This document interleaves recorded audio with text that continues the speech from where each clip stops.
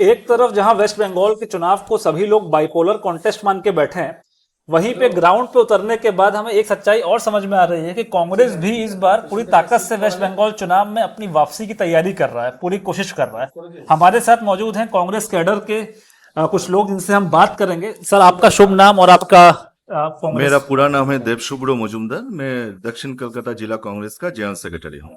जी sir. Sir आप? मेरा नाम है मुकुल पाल, हम 71 ब्लॉक कांग्रेस का प्रेसिडेंट है। ओके, तो आप देख सकते हैं कि काफी वेटरन लोग यहाँ बैठे हैं हमारे साथ, जिन्होंने कांग्रेस की वेस्ट बंगाल की पूरी राजनीति को देखा है, समझा है, पूरी जर्नी को। तो उनसे समझने का हम प्रयास करेंगे कि इस बार क्या नई स्ट्रेटेजी लगा रहे हैं कांग्रेस वाले, कांग्रेस कैडर, कि वो लोग बीच में से, जहां वेस्ट बंगाल में टीएमसी और बीजेपी की चर्चा हो रही है, उसी बीच से निकल के एक अच्छा परफॉर्मेंस देने के लिए अपने आप को तैयार कर रहे हैं। सर, क्या स्ट्रेटेजी है इस बार? देखिए, स्ट्रेटेजी कुछ भी नया कुछ नहीं है, ठीक है। स्ट्रेटेजी है जो हम लोग मैदान में है, मैदान में लड़ाई के लिए उतरे हैं और लड़ाई हम लोग कर रहे हैं। सो सिर्फ हम लोगों का जो पीसीसी प्रेसिडेंट है श्री शुभंकर सरकार जी, उन्होंने ऑलरेडी बोल दिया है कि इस बार हम लोग 294 सीट्स में अकेला कांग्रेस लड़ेगा, किसके साथ अलायंस नहीं करेगा। तो बहुत साल बाद ऐसा हो रहा है। तो ये जो मांग थी, ये जो शुभंकर सरकार जी ने जो बोला है, ये जो मांग थी, ये आम ग्राउंड लेवल का कांग्रेस वर्कर की मांग थी। तो उसी मांग के ऊपर बेस करके ये डिसीजन लिया गया है और दिल्ली ने भी इसको मान्यता दिया है। तो इसलिए हम लोगों का अभी काम है कि हम लोग मैदान में उतर के और सारे जगह पे हर कोने में कांग्रेस का झंडा लहराए, कांग्रेस को आगे लेकर जाए और लड़ाई में रहे। जी सर। सर, आपने बताया कि पूरे 294 सीट्स पे कांग्रेस लड़ रही है। मैं बताना चाहूंगा व्यूअर्स को कि इवन टीएमसी तक 3 सीट छोड़ चुकी है। नॉर्थ बंगाल की कुछ सीट्स उन्होंने अपने अलायंस पार्टनर को देकर रखा है। तो कांग्रेस पूरी ताकत से लड़ रहा है इस बार सारी 294 सीटों पे। राहुल गांधी ने भी आके चुनावी बुगल जो है वो फूंक दिया है, और उन्होंने भी बयानबाजी जो है ममता बनर्जी पे, टीएमसी कैडर पे, सब पे ऑलरेडी चालू कर दी है। सर, आप क्योंकि एक सीनियर लीडर हैं, आप हमें ये बताइए कि टीएमसी कैडर का मेन स्ट्रेंथ क्या है? कैसे वो लोग कांग्रेस को इतने टाइम से सत्ता से दूर रखने में कामयाब हो पा रहे हैं, या किसी को भी? एक्चुअली हम लोग का जो नेशनल लीडर है, नेशनल लीडर का पहले गलती था ममता बनर्जी को पीछे से मदद करने के लिए। इसी के लिए हम लोग कांग्रेस कमजोरी हो गया। लेकिन ये बार में हम लोग जो 294 सीट में हम लोग कॉन्टेस्ट करते हैं, दूध का दूध पानी का पानी निकल जाएगा। कांग्रेस का कितना वोट है ये चुनाव में आ जाएगा, कितना परसेंटेज हम लोग ऊपर आएगा, ये हम लोग का चैलेंज है। ये चैलेंज में हम लोग, जैसे मोदी यहाँ पर आके खाली झूठ बात बोलता है। 70 साल में कांग्रेस क्या किया? 70 साल में पेट्रोल का दाम था 65 रुपया, 14 साल में हो गया 100 रुपया पार। जैसे गैस था 70 साल में टाइम लगा है 400 रुपया, ये लोग का 14 साल में आ गया 1000 रुपया। जैसे सरसों का तेल 70 साल लगा है 80 रुपया दाम उठने में, अभी 14 साल में ये लोग 14 साल में 200 रुपया पार कर दिए। ये आम आदमी सब जानता है, ये हम लोग का मुद्दा है। आदमी का जितना प्रॉब्लम है, ये एक्चुअली कांग्रेस छोड़ के ऑल इंडिया कोई नहीं चलाने सकेगा। ये आम आदमी लोग सब जान गया। ये हम लोग का चैलेंज है। राहुल गांधी हम लोग का जो लीडरशिप देखे, जो आम आदमी को समझाने चाहते हैं, वो समझ गया। देखिए इलेक्शन में क्या हाल होगा, ये लोग का देखते जाइए। अच्छा, ओके सर। आपने क्योंकि लीडरशिप की बात की, राहुल गांधी जी का जिक्र किया, नेशनल मीडिया पे लगभग हर हफ्ते ही एक खबर चलाई जाती है कि एक कांग्रेस में प्रियंका फैक्शन है और एक राहुल गांधी जी का फैक्शन है। तो क्या सच्चाई है उसमें, और क्या एक्चुअल में ये फैक्शनलिज्म हो चुका है जिसकी वजह से कांग्रेस आगे नहीं बढ़ पा रही है? ऐसा कुछ है? देखिए, हर चीज मीडिया का बना हुआ है। मीडिया ये पर्सपेक्टिव बना रहा है कि ऐसा ऐसा है, प्रियंका सेक्शन, राहुल सेक्शन, ऐसा कुछ सेक्शन नहीं है। हर कांग्रेस कर्मी, वर्कर्स, कार्यकर्ता, लीडर्स एक साथ है, एक साथ पार्टी को आगे बढ़ा रहा है। ये जो मीडिया का बना हुआ गेम है, अभी देखिए नेशनल मीडिया, जितने भी सारे नेशनल मीडिया है, सारे परचेज हुआ है, ठीक है। जो बोलेगा, जो भाजपा पार्टी बोलेगा, वही उनको बोलना पड़ेगा। ये उनका मजबूरी मजबूरी है, मजबूरी कोई भी हो लेकिन मजबूरी तो है, नहीं तो मीडिया किसी भी जगह पे कांग्रेस को उसका जो क्या प्रोग्राम से उसको जो वो लोग जो बोलना चाहते हैं हर जगह हर प्रोग्राम में गली गली में, उसको मीडिया जैसे भाजपा या दूसरे पार्टी का जैसे कर रहा है, मेनली भाजपा रिलेटेड जो पार्टी है, भाजपा के साथ जो लोग जो पार्टी है उनका जो करता है, जो प्रचार करता है, वो कांग्रेस का नहीं करता है। ये तो आप लोग जैसे जो यूट्यूबर है, जितने भी सारे लोग हैं, ये सारे लोग हर, मैं बोलता हूं अभी जो इंडिपेंडेंट मीडिया एक स्तंभ है भारतवर्ष का, जो पिलर है, one of the pillar is गणतंत्र का पिलर है। तो पिलर का हिसाब से मीडिया इतने साल तक, अभी भाजपा गवर्नमेंट आने के बाद वो पिलर एकदम टूट चुका है। अभी मीडिया परचेज हो गया है, मीडिया मजबूरी में जो उनका मन में आए, हाँ, कांग्रेस के खिलाफ बोलते रहते हैं, तो बोलने दीजिए, लेकिन आम आदमी के मन में, भारतवर्ष का नागरिक के मन में कांग्रेस है, अभी भी है, रहेगा भी। ओके सर, आपने बड़ी महत्वपूर्ण बात कही सर कि ममता बनर्जी जी, क्योंकि कांग्रेस से ही उन्होंने, यूथ कांग्रेस से ही शुरुआत की थी और उसके बाद ही टीएमसी पार्टी को बनाया और फिर आज जहां पे वो पहुंचे वहां पहुंचे। सिमिलरली असम में भी हेमंत बिश्व शर्मा पहले कांग्रेस में थे। तो ऐसा क्यों है कि कांग्रेस को एज अ लॉन्च पैड लोग यूज करके बड़े आसानी से वहां से हट के सारे रिसोर्सेस यूज करके अपने आप को खड़ा कर ले रहे हैं, और कांग्रेस इंटरनली ही मतलब इस तरीके के रिबेलियंस को क्रश क्यों नहीं कर रहा, या क्या उसका रीजन है? जैसे हम देखते हैं कि भाजपा में तो मोदी जी के पैरेलल कोई आसपास आने से पहले ही उसका कहीं ना कहीं साइडलाइन हो जाता है, ऐसा एक कहा जाता है। कांग्रेस काफी लीनियंट है राजनीति को लेके, या आपके हिसाब से, कि आप एक वेटरन लीडर हैं, ये गलती है, आप इसे कैसे देखते हैं?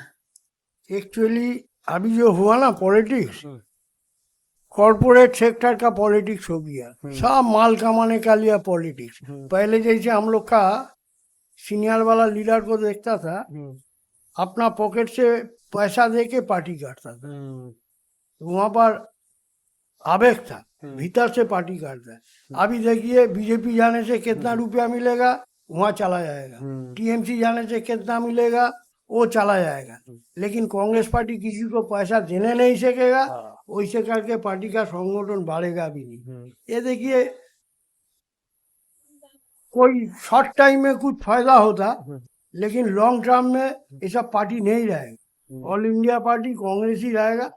थोड़ा बहुत टाइम तो, एक टाइम तो सब नहीं जाता है ना, रिवॉल्विंग चेयर है, घूमते घूमते फिर देखिएगा कांग्रेस ही आएगा।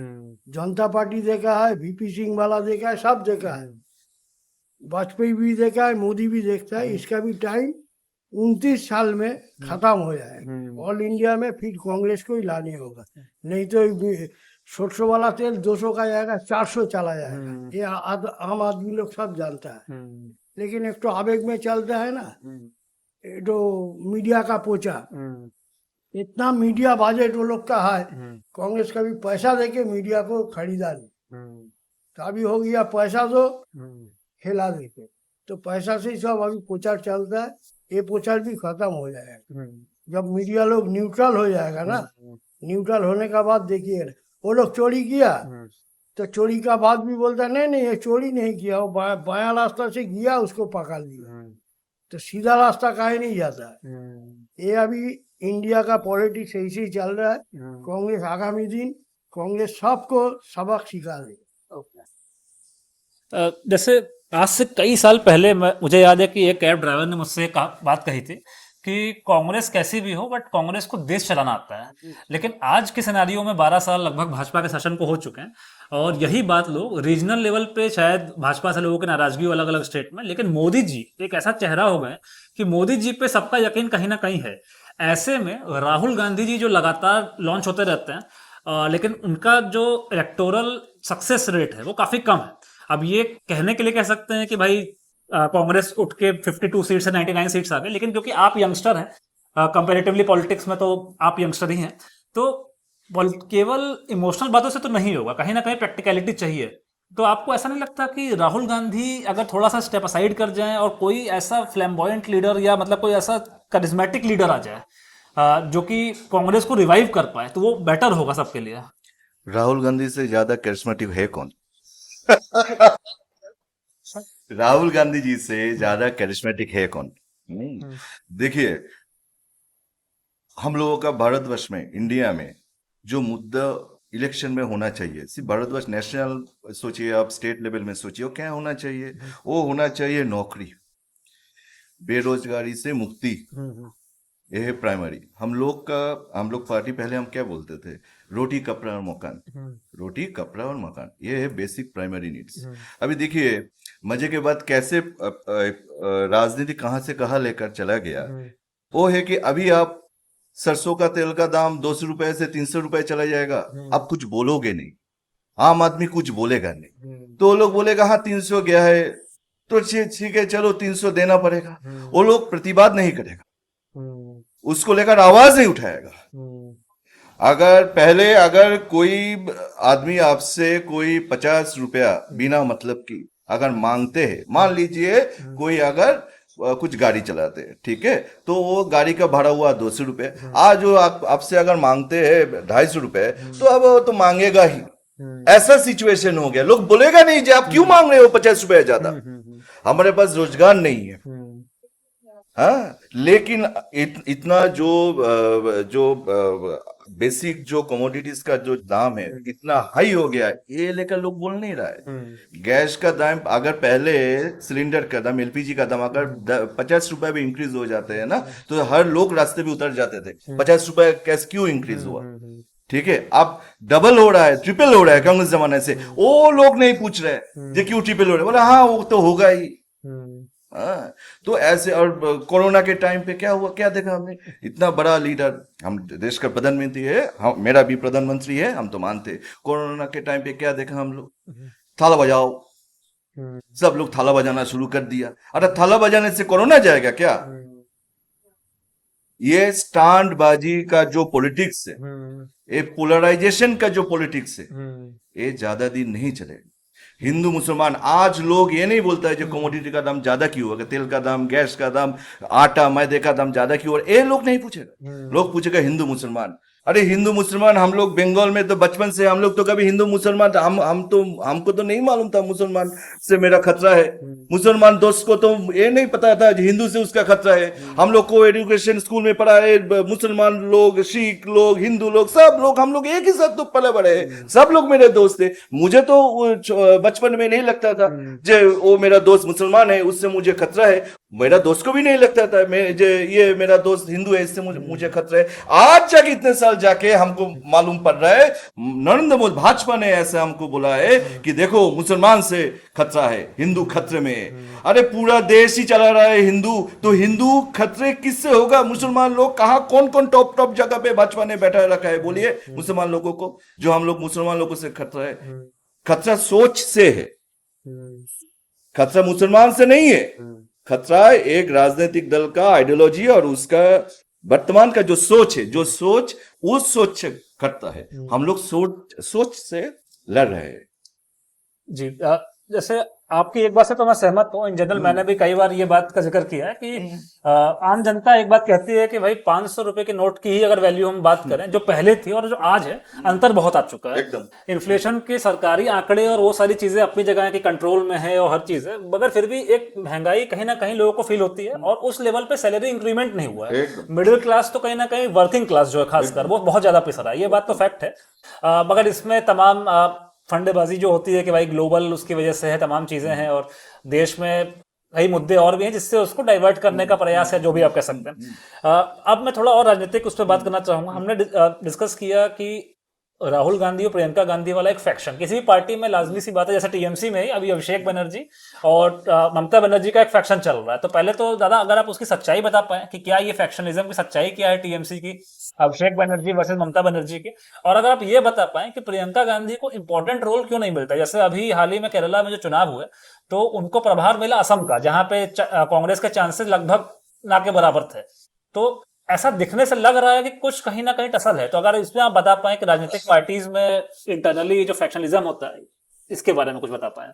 एक्चुअली ये सब मीडिया लोग का ना बनाया चीज है। क्या है, देखिए एक नेशनल पार्टी का बहुत लीडर है, गांधी फैमिली छोड़ के इंडियन नेशनल कांग्रेस नहीं चले। उसमें पहले इंदिरा गांधी था, उसका बाद राजीव गांधी था, अभी राहुल प्रियंका दोनों आ गया, भाई बहन है, दोनों का वैल्यू एक ही है। प्रियंका एक स्टाइल में भाषण देता है, राहुल गांधी और दूसरा स्टाइल में लेता है। लेकिन मीडिया लोग ये लोग का अपना मन से फैक्शन बना दिया, ये अलग है वो अलग है। हम लोग का हिसाब में कोई अलग नहीं है। आप देखिए अभी पॉलिटिकल जितना बड़ा बड़ा पार्टी है बीजेपी, ओपन झूठ बोलता है। 80 करोड़ आदमी को हम मुफ्त में राशन देता है। राशन का ही बोलता है, खाली तो चावल देता है। जिसका डिजिटल छोटा कार्ड है SPH, ये लोग खाली गेहूं मिलता है, चावल मिलता है। देखिएगा उसमें लिखा है विथ शुगर। अभी जिंदगी में कोई राशन में चीनी दिया है, शुगर दिया नहीं। ये लोग राशन का ही बोलता है, राशन की खाली चाल दे के राशन हो जाता है। ममता बनर्जी भी एक ही बात बोलता है, मुफ्त में बिना पैसे हमरा राशन दी। अरे राशन मानेटा की खाली एक चीज देने से, चावल देने से राशन हो गया? हम लोग भी छोटा से राशन लेके ही बड़ा हुआ, फ्री नहीं था। दाम कमती वाला जिसका जितना पैसा है, 4-5 रकम क्वालिटी का चावल रहता था। हमारा 30 पैसा की खरीदने का पैसा हम 30 पैसा में लेता है। चाल दाल तेल मसला सब मिलता था, वो राशन होता है। खाली चावल देके ये जो ओपन झूठ बोलता है, कोई मीडिया इसके लिए लिखता ही नहीं, बोलता ही नहीं। ये बोलता है 60 करोड़ आदमी को हम फ्री में राशन देता है, ये भी बोलता है 10 करोड़ आदमी को हम फ्री राशन देता है। हम लोग फ्री मांगा नहीं। अब ये जितना है ना, ये बोला भंडार देगा, ये भी बोला भंडार देगा। क्या भंडार देगा? रूजी दो। हमको इनकम होगा तो हम इतना साफ खरीदने सकता है, 1000 रुपया गैस खरीदने सकता है, 20 रुपया चावल खरीदने नहीं सकेगा? कौन बोला है फ्री देना? तुम रूजी दो। रूजी देने से हमारा इनकम होगा। जिसका करोड़ रुपया होता है करोड़ रुपया का खाएगा, हमारा 1000 रुपया हुआ तो 1000 रुपया में ही तो हम खाएगा। तो गरीबी नया नहीं, गरीबी रहेगा। गरीब बोला नहीं हमको भी बिल्ला बना दो। गरीब का भी जो दरकार है वो मिलने से हम लोग खुश।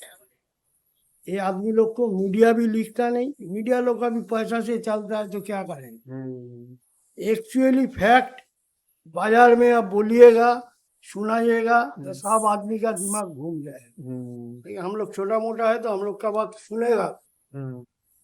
नहीं दादा, आपने भी जीवन समर्पित किया है समाज सेवा में, राजनीति कांग्रेस के माध्यम से करने के प्रयास में, तो आपकी बात ऑब्वियसली हम ही लोग ट्राई करेंगे कि आगे रखें, पक्ष आपका सुनाएं।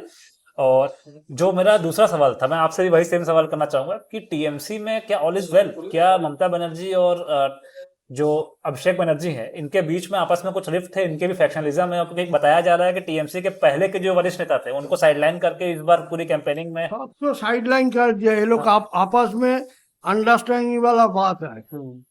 वो लोग जानता है ये गड्ढा में मिलेगा, मैं गिर जाएगा तो अभिषेक को मोदी से सेटिंग कर देगा। ये लोग का अपना अंडरस्टैंडिंग वाला गेम चल रहा है। मोदी का टारगेट है भारत मुक्त कांग्रेस, और दीदी का भी टारगेट है बांग्ला मुक्त कांग्रेस। इसमें लोग का आपस में गुड अंडरस्टैंडिंग है, और हम लोग धोखा खाता है। आम पब्लिक को सब ये लोग धोखा देके चलता है। अभी क्या अंडरस्टैंडिंग है, क्या डिफरेंस है, आदमी सब जानता है। Same question. देखिए, आपका क्वेश्चन है टीएमसी में ऑल इज ऑयल है कि नहीं। मैं एक चीज बोलना चाहता हूँ, टीएमसी में ऑल इज ऑयल है कि नहीं ये तो मुझे मालूम नहीं, उन लोग टीएमसी वाले ही ठीक बोल पाएंगे। लेकिन बंगाल इज नॉट ऑयल, ये मैं बोलना चाहूंगा। मुझे टीएमसी में ऑल ऑयल है कि नहीं मुझे उससे कुछ फर्क नहीं पड़ता है, लेकिन बंगाल ऑयल है कि नहीं यही मुद्दा होना चाहिए इलेक्शन में, और बंगाल इज नॉट ऑयल। और इसीलिए कांग्रेस पार्टी मैदान में उतरे है, लड़ाई कर रहे हैं। और हम लोग भवानीपुर केंद्र से, हम लोगों का जो प्रार्थी है, जो कैंडिडेट है श्री प्रदीप प्रसाद, भवानीपुर केंद्र में अकेला कांग्रेस का तो झंडा लेकर, उसके साथ सारे कार्यकर्ता है, सारे आम आदमी है, सब अकेला लड़ाई कर रहा है, ठीक है, सबको लेकर। और इस इलेक्शन में आप जितने भी सारे पार्टी है, इस इलेक्शन में कांग्रेस एक फैक्टर बनेगा। भवानीपुर केंद्र में भी कांग्रेस फैक्टर बनेगा और दूसरे केंद्रों में भी कांग्रेस फैक्टर बनेगा। लेकिन हम तो जैसे हम लोगों का लीडर प्रदीप दा ने बोला है, तो हम लोग तो ज्योतिष नहीं है कि अभी से कितना सीट मिलेगा वो बोल पाएंगे। लेकिन ये बात जरूर है, हम लोग फैक्टर बनेंगे। बंगाल में कांग्रेस फैक्टर बनेगा और भवानीपुर में, स्पेशली भवानीपुर में प्रदीप प्रसाद फैक्टर होगा। क्योंकि देखिए, टीवी चैनल कवर करे या ना करे उससे कुछ फर्क नहीं पड़ता है, आम आदमी के दिल में हम कवर हो पा रहे हैं कि नहीं, ये मैटर करता है।